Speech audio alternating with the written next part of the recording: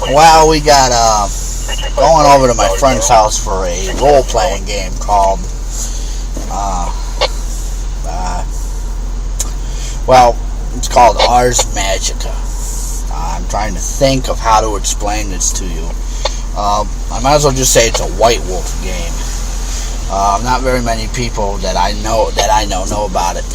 He introduced it to me a month ago. We play Over the Edge. We play Dungeons and Dragons, Vampire the Masquerade, and he just introduced to me Ars Magica. I like the way it sounded. I like the way it ran. It's a D10 system.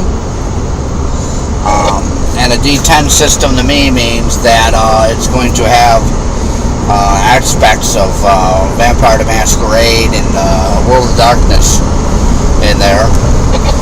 What it is you are if I don't stare at you for the whole video, it's because I'm driving, by the way. It has you being a magic user, a wizard, sorcerer, conjurer, a magician, if you will. And you go on quest in mythic Europe and the areas around it, the Middle East, Russia. It has a little bit of Africa in it. And it's really, really fun. Now, I do role-playing games, and I've been wanting to do a fantasy-style game. While I'm up here, I might as well mention it and let people know what's going on.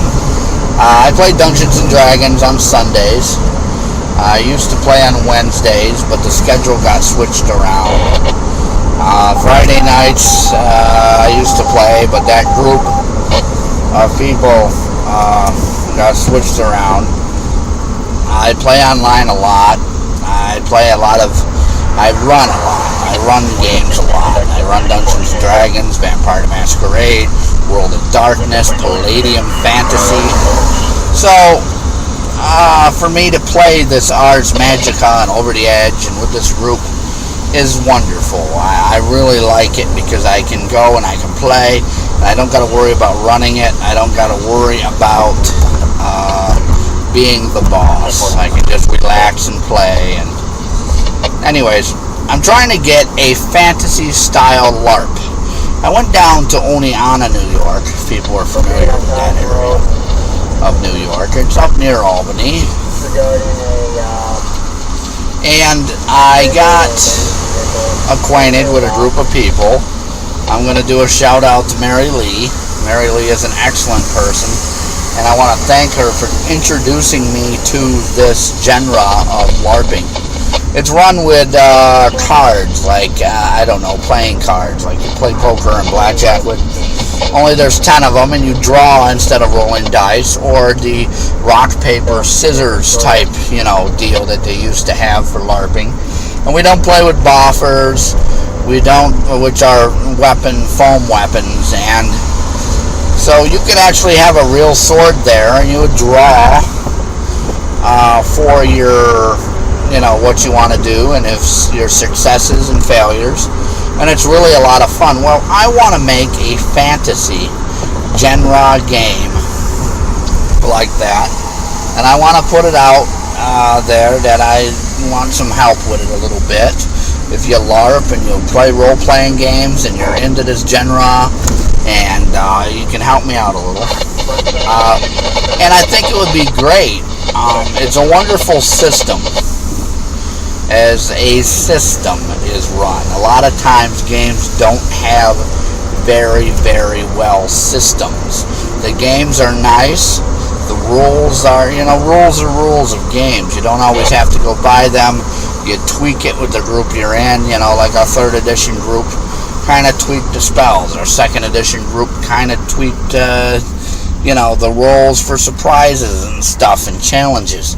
But your Palladium fantasy game, we tweak some rules. Every gamer does. But this one is nice, but it's nice to have this LARP game, and it's fun. Now, the system is what it is. Dungeons and Dragons system is fantasy, very high fantasy at times.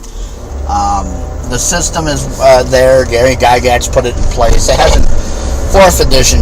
We're not going to even discuss 4th edition, but it jumped over everything that was put in place for that system. Other games like Rifts and stuff have a very complicated system. This system is not like regular LARP systems. It's very good. It's easy to follow. You actually follow the game of the Vampire the Requiem under the New World of Darkness, or Vampire the Masquerade, the new system. So it's not like it took away from anything. You could actually look in the book and find stuff. You could do stuff. It doesn't, it's actually playing the game without the dice. You use cards instead. So even though you're LARPing, you're actually playing the game. You can take that character you have and become that character. And I'm coming up on my friend's house. It was a little short journey here to my friend's house that we're going to go play at. So you can catch the rest of this story in part 2. Again, subscribe to my YouTube, subscribe to my Facebook, add me as a friend everywhere you want. It's been nice talking to you guys. I will see you after the game. Well, I'm back, and the game went pretty well. We, did some stuff. One of the people who play the game likes to play with the fire spells a lot, though, but I think the game went alright, as usual. Not too much. I don't really judge games that I get into. Yeah, we currently have one. Because a lot of times it's a new game, it's a new system, it's a new, it's a new way of doing things for me. I liked Over the Edge. I liked Vampire the Masquerade. I really like any role-playing game. So back to what I was saying about these systems and the LARP. The LARP is great. I was talking to a friend of mine who said he may be interested. He doesn't know.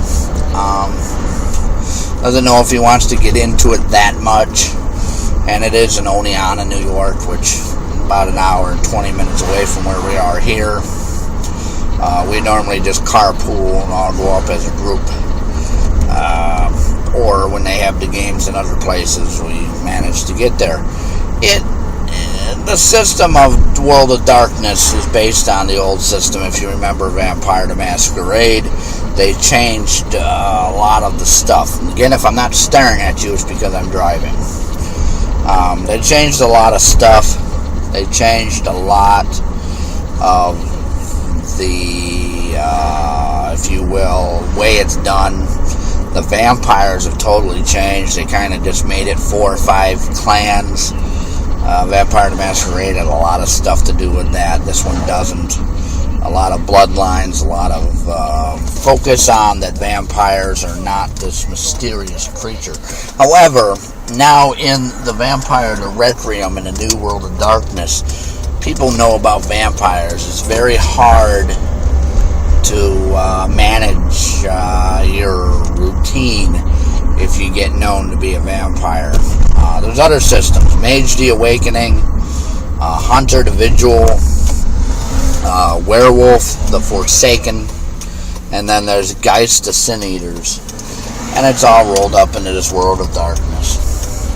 I like these games. I like the way they're played. They're kind of, you don't have to imagine a fantasy world, so to speak, because these are made of today's world. For instance, this game is played wherever you're at. It's where it's played. The chronicle or story or environment is played wherever you're at. So it would be Oneonta, New York's area.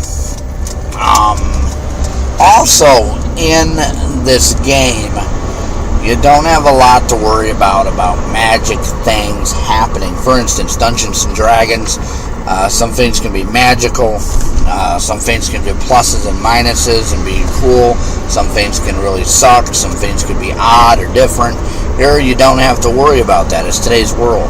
Something is magical. You already know what it looks like. It just gives you enhancements, maybe, but it's not something spectacular, like, say, a magical gem or magical creature or something. Now, I kind of miss that in these World of Darkness. The fantasy game of World of Darkness, I'd have to make it, but it'd be very easy to do. An orc would, have armor. They would wear armor. They would maybe have something, pluses or minuses, would get by it. Now, in Ars Magica, those creatures exist, but they're not as powerful like in Dungeons and Dragons. Orcs and goblins and all these creatures could be powerful. They are some races, if you will, of creatures and monsters and stuff that are very powerful that man should just stay away from.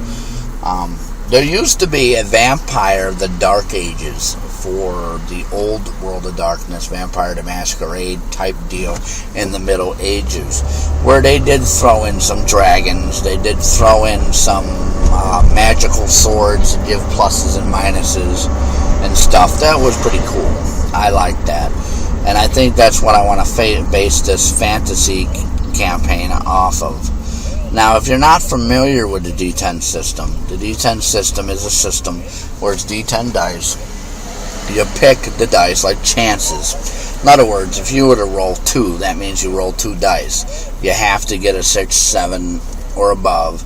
Or depending, it's variant. Sometimes you need a 5 or above, an 8 or above, or whatever it is determined by the game master or storyteller. Some of the things that I like that other games didn't have is the health system. The health system is realistic. If I hit somebody with a sword, then their health is going to decline. It's going to be really bad. Everybody knows I took weaponry. I know about this stuff. I know fighting techniques. I know about the ways that things work. Maybe not historically, but I know that sword fighting and all of that. Well, if I took a sword my size and swung it, I could injure somebody very badly just by swinging the sword. If I didn't cut them, I would have bounced off their arm. It would have been bruised. They would have maybe broke their arm. In Dungeons and Dragons and some other systems, the hit points are like 40 hit points. A sword does 1d8. Well, you get 2 hit points. What is it? Nobody really knows. Did you cut? Did you maybe cut their finger, their eyebrow? What? Nobody really knows. What is it that we're doing here in the World of Darkness system? It's done by health level as nothing's happened. You're tired, you're bruised, and so on, to about 5 or 6 different levels, depending on what you are. A werewolf, vampire, a mortal, hunters get stuff now, mages get a little extra, and it's more realistic.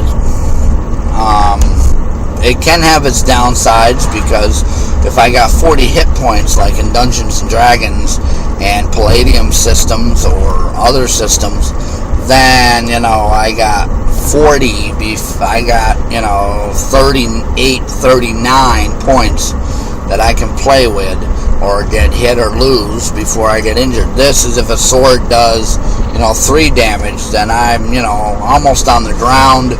I may lose dice, I may lose some of my melee skills, I may lose some of my fighting capabilities, and all of that stuff. Also, when I do stuff and I have stuff and I like the stuff in the game, with Dungeons and Dragons, I know what I can do. In this game, it's kind of, you have to watch yourself. And it's good in that aspect, but it's a downfall. You have to watch yourself. You can't do something totally stupid knowing that it's going to lose 10 hit points. I'm not going to worry about 10 hit points because I got 40. So, but here, you don't got those 40 hit points. You have different levels. So if you do something and seriously mess up, you could become incapacitated or to the point of death very, very easily by one mistake. The rest of the system is like any other role-playing game. You play a character, you do what you're supposed to. The game master, storyteller, whatever you want to call it, gives you the story. You play. We are again, and as I was saying, the LARP is great. Movie number whatever it is here, number 2 or 3. So I keep pausing because I keep having to my camera here, and I apologize. So, as I was saying, the LARP is a great system. Now, a lot of people are not familiar with LARPing. A lot of people are not familiar with the live-action role-play genre. I try my best to be up and up on it. I try my best to keep up with what's going on with it, and it's wonderful. Now, Dungeons and Dragons, what I really like as a game. I've been a dungeon master for, I don't know, since I was probably 11 years old. I got into it around elementary, middle school. Went into high school with it, went into life with it.